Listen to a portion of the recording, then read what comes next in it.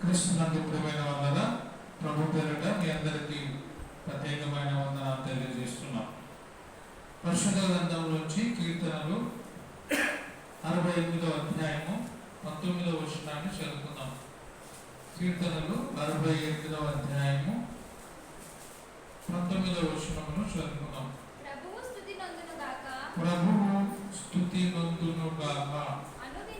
అనుదినము ఆయన మా భారము భరించుచున్నాడు. దేవుడే మాకు రక్షణకర్త అయి ఉన్నాడు. దేవుడు మా పక్షమున పూర్ణ రక్షణ కలుగజేయ దేవుడై ఉన్నాడు. మరణము తప్పించుట ప్రభువైన యెహోవా వశము. 19-20 వచనాలు మనము జాగ్రత్తగా ఆలోచించినట్లయితే, ప్రభువు స్తుతి నందును గాక. ప్రభువు స్తుతి నందాలి. ఎందుకు ప్రభు స్తుతి నందాలి అంటే, ఆయన అనుదినము ఏం చేస్తున్నాడంటే మన భారమును భరించుచూ ఉన్నాడు. భారము భరించే దేవుడు ఈ ప్రపంచంలో ఎవరు కూడా లేరు, ఎవరు కూడా చెప్పలేదు. యేసుక్రీస్తు అయితే భారమును తన మీద వేయమని చెప్తున్నాడు. ప్రయాసపడి భారమును మోసుకొనుచున్న సమస్త జనులారా నా యొద్దకు రండి, నేను మీకు విశ్రాంతిని అనుగ్రహిస్తా. ఎంత చక్కని దేవుడు ఆయన!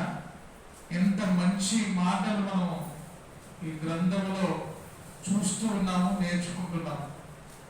ఈ వాక్యము, ఈ బైబిల్ ఆదరించినంతగా ఈ ప్రపంచంలో ఎవరు కూడా మనల్ని ఆదరించలేరు. ఎంత మంచి మాట! ప్రభువు స్తుతి నందును గాక. ప్రభువు ఎల్లకాలము ఎప్పుడు కూడా స్తుతి నందుతూ ఉండాలి. ఆయన స్తుతి నందడమే మనకిష్టం. ఆయన స్తుతి నొందాలి.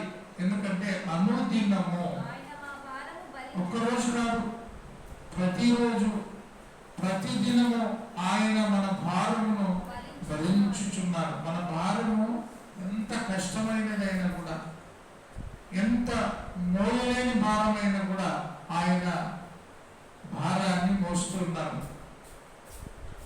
మనము భారమును ఆయన మీద ఎట్లా వేయాలా? మన సమస్య, మన భారము ప్రార్థన ద్వారా ఆయన మీద వేయాలి. అప్పుడు ఆయన మన భారాన్ని మోసేవాడుగా ఉంటాడు. ప్రార్థనే మన ఆయుధము, ప్రభుని పాదములు శరణ్యం. ప్రార్థన ద్వారా మన భారము ఆయన మీద వేయాలి. ఆయన అనుదినము భరించుచున్నాడు. భరించుచున్నాయన ఎవరు? దేవుడు. దేవుడే మాకు రక్షణ అయి ఉన్నాడు.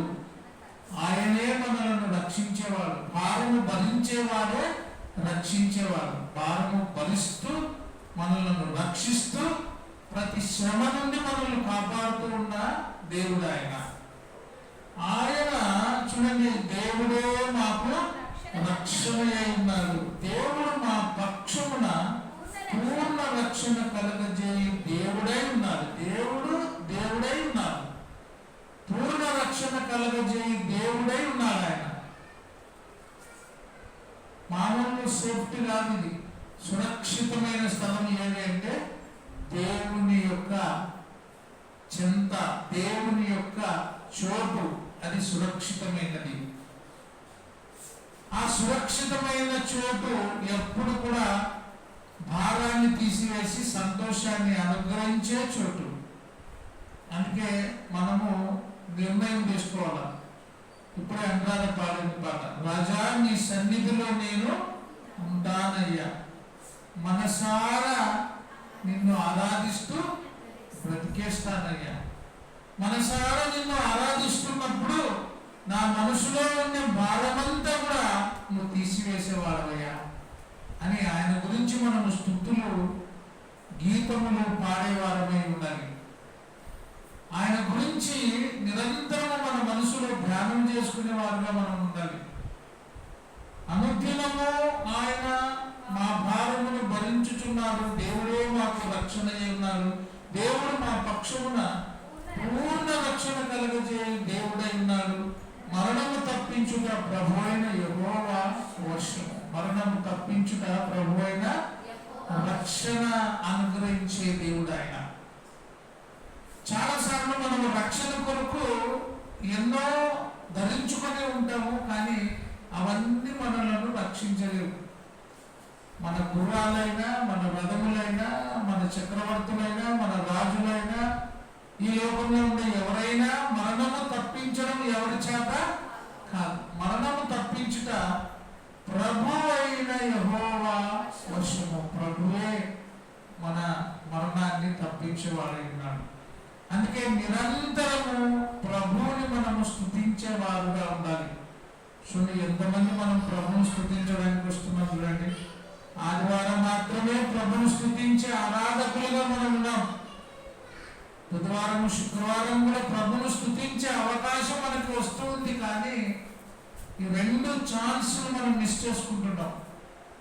మనం అనుకోవచ్చు, ఇంటి దగ్గర నేను స్తుతిస్తున్నాను, ఇంటి దగ్గర నేను ఆరాధిస్తున్నాను అంటే నీ పర్సనల్గా నువ్వు ఆరాధించుకోవాలి, అది తప్పదు. కానీ సంఘము కూడా సంఘములో చేరి సంఘము ద్వారా దేవునికి మహిమ చెల్లిస్తూ దేవుని మనం ఆరాధించాలి.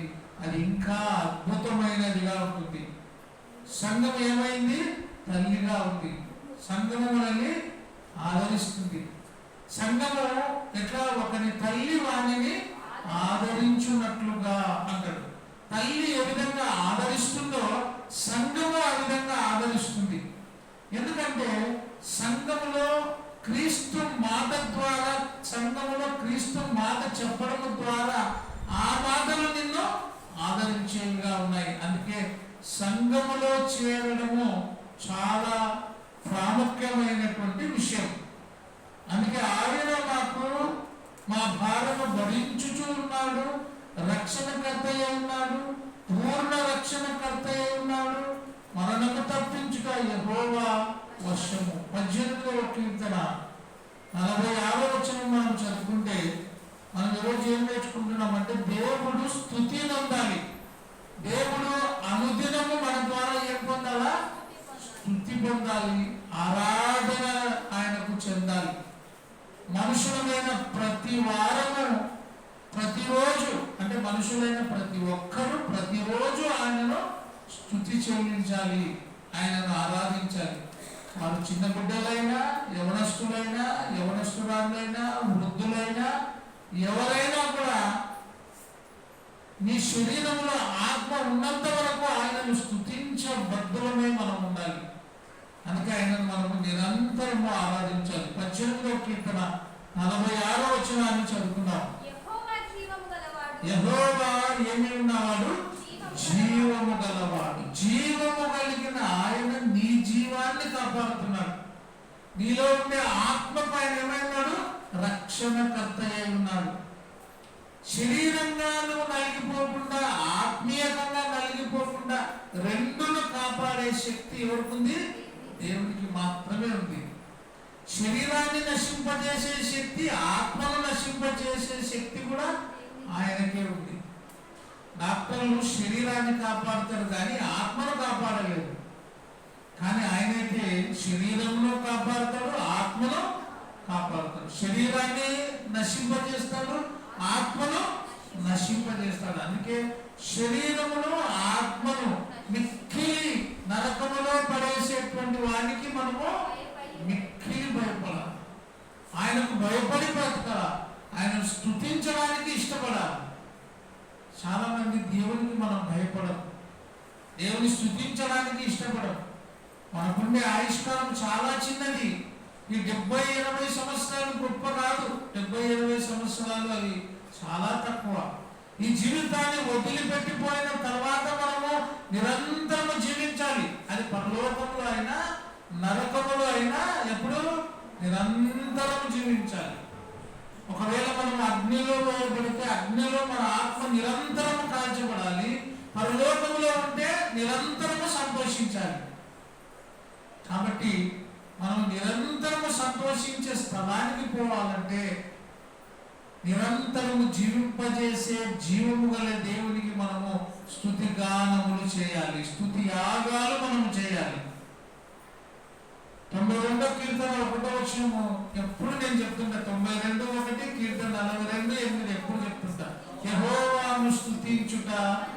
మంచిది.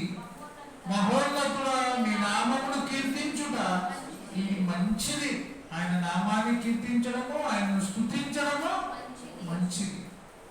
చూడండి, ఈ మంచి దానిని కోల్పోతున్నారు చాలా మంది. స్తుతించడం లేదు, ప్రార్థించడం లేదు, మహోన్నతుని గానము చేయడం లేదు. దేవుడిచ్చిన ఈ నోటితో ఆయనకు మధుర గానాలు మనం చెల్లించాలి. అది దేవుడు మన నుంచి కోరుకుంటున్నాడు. అందుకే దేవుడు చూడండి, జీవము గలవాడు, నా ఆశ్రయదుర్గమైన వాడు, స్తోత్రార్హుడు. నీ ఆశ్రయము, నీ దుర్గము అయిన వాడు ఏమైనాడు? స్తోత్రమునకు అర్హుడు. మానవుని ద్వారా స్తుతి నొందవలసిన వాడు, స్తుతులు చెల్లింపబడేవాడు ఎవరు అంటే నీ జీవాన్ని కాపాడేవాడు మాత్రమే. ఎవరికి స్తుతులు చెల్లించాల్సిన అవసరము లేదు, ఎవరిని మనం ఆరాధించాల్సిన అవసరము లేదు. నీ శరీరాన్ని, నీ ఆత్మను కాపాడేవానికి మిక్కిలి భయపడాలా. ప్రతిరోజు మనం ఆయనకు స్తుతి గానములు చేయాలి. అది దేవుడు చెప్తున్నటువంటి మాట. చూడండి, నా రక్షణకర్త అయిన దేవుడు ఎంత బహుగా, మనం ఎంత బహుగా ఆయనకు స్తుతులు చెల్లిస్తామో ఆయన అంత బహుగా సంతోషిస్తాడు.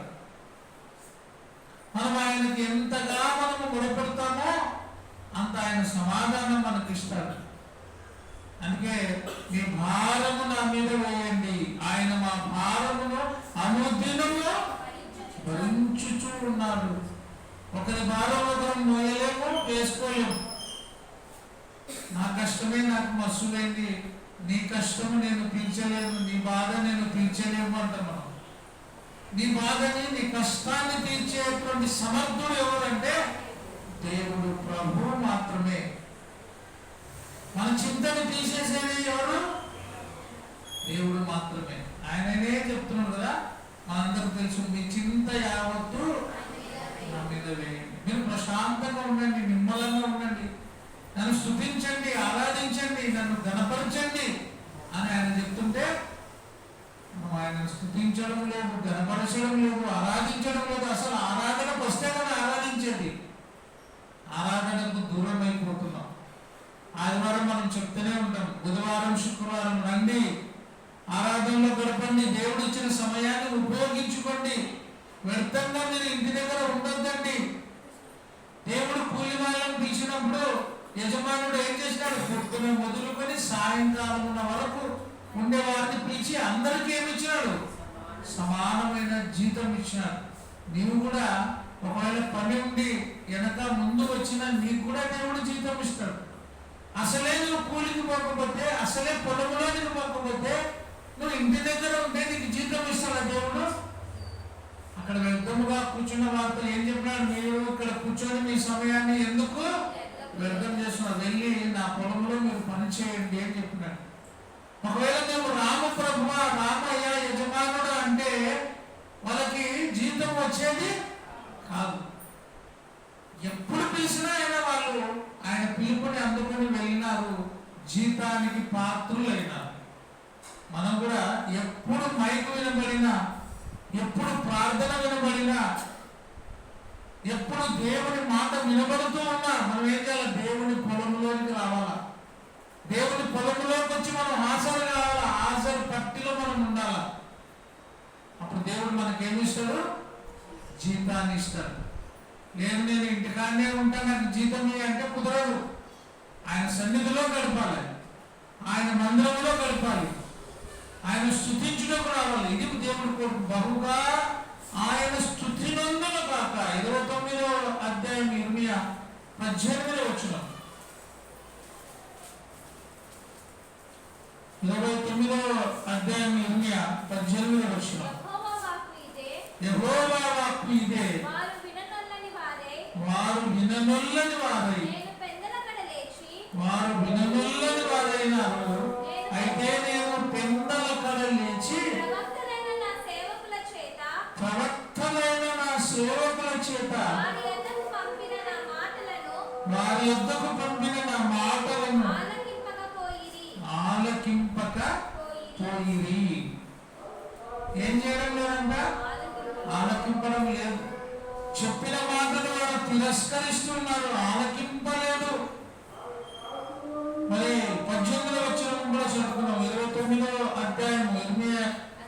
39:18 జరుపుకుందాం. నీవు నన్ను నమ్ముకుంటివి కనుక, నీవు నన్ను నమ్ముకుంటివి. పాట ఎప్పుడే పడుతుంది, నిన్నే నేను నమ్ముకున్నానేసయ్య, నీవు నన్ను నమ్ముకుంటివి. మనం కూడా ఎవరు నమ్ముకున్నారా? నమ్ముకున్నారా? అమ్ముకున్నారు కూడా. ఎవరు అమ్ముకున్నారు? ఏసేపు అన్నలు నమ్ముకున్నారు. అన్నలు ఏసేపుని అమ్మేసినారు. యేసు ప్రభు ఇస్కరియోతు యూదాను నమ్మినాడు. ఇస్కరియోతు యూదా యేసు ప్రభుని అమ్మేసినారు. నమ్మాలి కానీ అమ్మకూడదు. నీవు నన్ను నమ్మితివి కనుక, నమ్ముకుంటివి కనుక. మనం ఎవరిని నమ్ముకోవాలా? ఆయన మీద భారం పెట్టాలి, ఆయన నమ్ముకోవాలా. నిశ్చయముగా దేవుడు మా పనులన్నింటినీ చేస్తాడు అని నమ్మకం మనకు ఉండాలి. నమ్ముకుంటేవి కనుక నిశ్చయముగా నేను నిన్ను తప్పించదను. నిశ్చయముగా నేను నిన్ను తప్పిస్తా. 7 బాధలు కలిగినా ఏ అపాయం నీకు రాదు అంటాడు. తప్పిస్తూ ఉన్నాడు దేవుడు. ఎందుకంటే మనం ఆయనను నమ్ముకున్నాము కాబట్టి, మనం ఆయనను స్తుతిస్తూ ఉన్నాము కాబట్టి 7 బాధలు ఒకేసారి వచ్చినా దేవుడు తప్పిస్తాడు. లేదు ఒకదాని వెనుక వచ్చినా కూడా తప్పిస్తాడు దేవుడు. ఎందుకంటే అనుదినము ఆయన మన భారము తాను భరించుచున్నాడు. ఎందుకు భరిస్తున్నాం అంటే అనుదినము మనం ఆయనకు ప్రార్థన చేస్తున్నాము కాబట్టి, అనుదినము మొరపెడుతున్నాము కాబట్టి భారము తన మీద పోసుకొని ప్రమాదముల నుండి కానీ కష్టముల నుండి కానీ దేవుడు మనల్ని తప్పిస్తూ ఉన్నాడు. నేను నిన్ను తప్పించదను, నీవు నన్ను నమ్ముకుంటివి కనుక నేను నిన్ను తప్పించదను. నేను ఖడ్గము చేత పడవు, దోపుడు సొమ్ము దక్కించుకున్నట్లు నీ ప్రాణమును నువ్వు దక్కించుకుంటావు. ఇదే యెహోవా వాక్కు. నీ ప్రాణము పోదు. నీ ప్రాణాన్ని నువ్వు ఏం చేసుకుంటావు? దక్కించుకుంటావు. యోగు మీద కూడా పంపించాడు కదా. యోగు దేవుని ఏం చేసినాడు? నమ్ముకున్నాడు. దేవుని మీద చాలా విశ్వాసం ఉంచినాడు. సైతాన్ని యోగు మీద పంపించినాడు. అరికాలు మొదలుకొని నడినెత్తి వరకు ఏమైనా గాయముల చేత కురుపుల చేత ఉన్నా కూడా ప్రాణము నుండి యోగుని తప్పించినాడు. ప్రాణమును మాత్రము ఏమి చేయొద్దని చెప్పినాడు. అతను ఏమైనా చేయగాని అతని ప్రాణమును మాత్రం నేను ముట్టడానికి వీలు లేదు. మనం కూడా దేవుణ్ణి ఎక్కువగా నమ్ముకున్నా, ఎక్కువ స్తుతించినా ఏమైతే మనకి అపాయాలు వస్తాయి, కష్టాలు వస్తాయి. అయినా దేవుడు మనల్ని ఏం చేస్తాడు? తప్పిస్తాడు. నీ ప్రాణమును నీవు దక్కించుకుందువు. ప్రాణమును దక్కిస్తాడు ఆయన. ఎందుకంటే ఆయన ఎవరంట?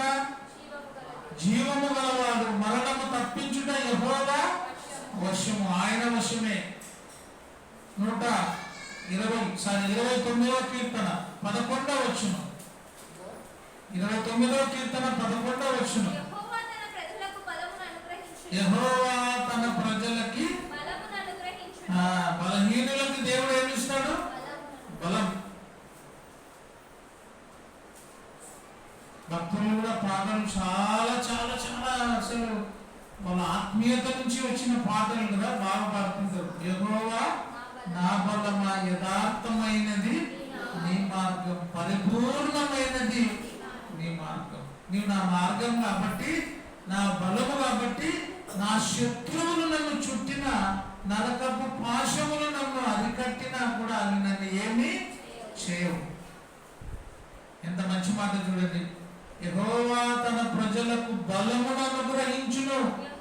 యెహోవా తన ప్రజలకు సమాధానము కలుగజేసి వారిని ఆశీర్వదిస్తాడు. సమాధానాన్ని కలుగజేస్తాడు. యోబుకి సమాధానం లేదు. మరలా ఏమైంది? సమాధానం వచ్చింది. సమాధానం లేని స్థితిలో ఉన్నాడు, నెమ్మది లేని స్థితిలో ఉన్నాడు, బూడిదలో కూర్చొని ఏం చేసినాడు? చిల్ల పెంపుతో తన గాయాలను గోకుతూ ఎంతో యాతన పడుతూ ఉన్నాడు. అటువంటి ఆయనకు సమాధానంగా నిమ్మలంగా దేవుడు మరలా సమాధాన స్థితిని యోబుకి అనుగ్రహించినాడు. ఎందుకంటే యోబు దేవుని నమ్ముకున్నాడు. నీవు నన్ను నమ్ముకుంటేవి గనుక నేను తప్పిస్తా, నీ ప్రాణమును నీవు దక్కించుకుంటావు. నీ ప్రాణమును దక్కించుకున్న నీవు నన్ను స్తుతించాలి మరలా. అందుకే దేవుని స్తుతించుడి, ఎల్లప్పుడూ దేవుని స్తుతించాలి. స్తుతి మహిమ ఘనత నీకే. స్తుతి మహిమ ఘనత దేవునికే చెందాలి. ఆయనకు చెల్లించడానికి మనం ఆరాటపడాలా. ఎప్పుడు బుధవారం వస్తుందా, ఎప్పుడు శుక్రవారం వస్తుందా, ఎప్పుడు ఆదివారం వస్తుందా అని ఎదురు చూస్తూ మనం ఉండాలి. అది దేవుడు మనకిచ్చిన ఈ ఆయుష్కాలని దేవుని సన్నిధిలో గడపడానికి మనం ఇష్టపడాలి. తర్వాత సమాధానము కలగజేసి వారిని ఆశీర్వదిస్తాడంట. యోబుకి సమాధానం ఇచ్చినాడు, మరలా రెండంతల ఆశీర్వాదం ఇచ్చినాడు. గ్రేట్. యోబు తన జీవితంలో గొప్ప అద్భుతాన్ని పొందగలిగినాడు. సమాధానం లేని స్థితిలో నుంచి సమాధానాన్ని పొందినాడు, మరలా రెండంతల ఆశీర్వాదము పొందుకున్నాడు. యోబు ఎటువంటి వాడంటే యథార్థవంతులను, నీతిమంతులను, చెడుతనమును విసర్జించిన వాడు, దేవుని యందు భయభక్తులు కలిగినటువంటి ఆయన న్యాయవంతుడు. మరి దేవుని స్తుతించడా? దేవుని స్తుతించేవాడు. తన పిల్లలు ఎక్కడ మనసులో ఏదైనా పాపము చేస్తారేమో అని వాళ్ళ కోసం బలి అర్పించేవాడు. అంత భయభక్తులు కలిగిన వాడు ఆయన. అయితే వారందరూ చనిపోయినా కూడా ఏమన్నాడు? యెహోవా ఇచ్చెను, యెహోవా తీసుకొనెను, ఆయన నామమునకు. ఎంత గొప్ప మాట! స్తుతి, దేవుని నామానికే స్తుతి. అన్ని కోల్పోయినా స్తుతి చెల్లిస్తున్నాడు. మనం కూడా నిరంతరము దేవునికి స్తుతి చెల్లించాలి. 94వ కీర్తన 19వ వచనం, నా అంతరంగమందు విచారములు హెచ్చగా. ఎంత ఉన్నా కానీ విచారములు ఇంకా ఎక్కువ. కానీ ఎవరి గొప్ప ఆదరణ? దేవుని గొప్ప ఆదరణ. చూడండి ఎంత గొప్ప ఆదరణ కలిగినోడు ఆయన. నాకు గొప్ప శ్రమలు వచ్చిన నా అంతరంగమందు విచారములు అంటే ఆలోచనలు, విచారములు అంటే కష్టాలు, మనసు నెమ్మది లేనటువంటి స్థితి, ఇవన్నీ రోజు రోజుకు ఎక్కువైనా కూడా దేవుని గొప్ప ఆదరణ. ప్రాణానికి ఏముంది? నెమ్మది. ప్రాణానికి నెమ్మది ఉంటేనే సంతోషంగా ఉంటాం. సేనాలు దెయ్యాలు పట్టిన వారికి ప్రాణములకు నెమ్మది ఉందా లేదా? వారి ప్రాణానికి నెమ్మది లేదు, ఆత్మకు శాంతి లేదు వారికి. వాడు ఎప్పుడు కూడా తన శరీరాన్ని గాయపరుచుకుంటూ సమాధులలో కేకలు వేచుకుంటూ తిరిగేవాడు. శాంతి సమాధానం లేదు వానికి. ఎప్పుడైతే వానిలో నుండి దెయ్యాలన్నీ కూడా పోయినావో వాడు ఏమైనాడు? సమాధానంగా ఉన్నాడు, దేవుని స్తుతిస్తూ వెళ్ళిపోయినాడు. మనం కూడా సమాధాన స్థితిని పొందాలంటే, గొప్ప ఆదరణ కలగాలంటే దేవుని ద్వారానే. ఈ సేనాను దెయ్యాలు పట్టిన వానికి ఎవరి ద్వారా ఆదరణ కలిగింది? యేసు ప్రభు ద్వారానే ఆదరణ. అంతకుముందు ఆదరణ లేదు, ఆదరించేవారు లేరు. ఒకవేళ వారిని అదుపు చేయాలా, ఆదరించాలని వారిని పట్టుకున్నా, గొలుసులతో కట్టివేసిన గొలుసులన్నీ కూడా తుత్తునియలవాడు తెంపుకునేవాడు. మనశ్శాంతి లేకుండా ఉండేవాడు. ప్రాణానికి నెమ్మది లేదు. మనకు కూడా ఏం నెమ్మది ఉండాలా? మనం అప్పుడప్పుడు చెప్తుంటాం, నా ప్రాణం నెమ్మదిగా లేదు, నాకు సంతోషం లేదు. ప్రాణము నెమ్మదిగా లేనప్పుడు మనిషి ఎట్టుంటాడు? ఆరాటంగా ఉంటాడు. ప్రాణము నిమ్మలంగా ఉంటే హ్యాపీగా ఉంటాడు. ప్రాణము నిమ్మలంగా లేకపోతే అప్పుడే ముఖం ఏమైతుంది? వికారం అయిపోతుంది. ప్రాణము నెమ్మది లేకపోతే శరీరము కూడా నెమ్మదిగా ఉండదు, శరీరము కూడా సత్కరించదు, శరీరం కూడా బాగా పని చేయదు. ప్రాణము నెమ్మదిగా ఉండాలంటే ఎవరి ద్వారా? దేవుని ద్వారానే ప్రాణమునకి నెమ్మది. మనుషులు ఏమనుకుంటారు? ఈ లోక సంబంధులు, నా ప్రాణమా తినుము త్రాగుము సుఖించుము సంతోషంగా ఉండాలనుకుంటాడు మనిషి. కానీ దాని ద్వారా నెమ్మది రాదు, దాని ద్వారా సంతోషం రాదు. అందుకే దేవుడు అంటాడు, ఒరే ఒరివాడా, నువ్వు ఎంత సుఖంగా ఉన్నా, ఎంత నెమ్మదిగా ఉన్నా, ఒక్కసారి నీ సంతోషం అంతా ఏమైంది? దుఃఖముగా మారిపోతుంది. కాబట్టి నిరంతరమైన సంతోషము ఎక్కడ? నిరంతరము స్తుతించబడే దేవుని ద్వారానే కలుగుతుంది. 54వ కీర్తన 4వ వచనం చదువుకుందాం. చదువుకొని ఒక మాట ఇంకా ముందుకు పోదాం. ఇదిగో దేవుడే నాకు సహాయకుడు. ఇదిగో ఇదిగో అంటే ఏమన్నమాట? అందరితో చెప్తుంటారా? ఇదిగో అని ఎప్పుడంటే మనం ఇదిగో అని ఎప్పుడంటాం? ఇదిగో ఇదిగో లోక పాపమును మోసుకొని పోవు దేవుని గొర్రెపిల్ల. ఇదిగో దావీదు పట్టణమందు నేను రక్షకుడు నీ కొరకు పుట్టుకున్నాను. ఇదిగో అంటే అందరితో, ఎవరెవరు ఉన్నారో అందరితో చెప్తాడు అనమాట. ఇదిగో ఏమని? దేవుడే నాకు సహాయకుడు. ఒకరితో చెప్తున్నప్పుడు చెప్తాం మనం, ఇదిగో నా జోలికి రావద్దు, ఇదిగో దేవుడు నాకు సంతోషం, నువ్వే చెప్పుకుంటావు ఇదిగో అని. ఇదిగో ఏమంటాడు? దేవుడే నాకు సహాయకుడు, ప్రభువే నా ప్రాణమును ఆదరించువాడు. ఆదరించే దేవుడు స్తుతి నొందాలి. ఆదరించే దేవునికి మహిమ కలగాలి. ఆదరించే దేవునికి స్తుతి యాగములు అర్పించాలి, జిహ్వ ఫలము అర్పించాలి.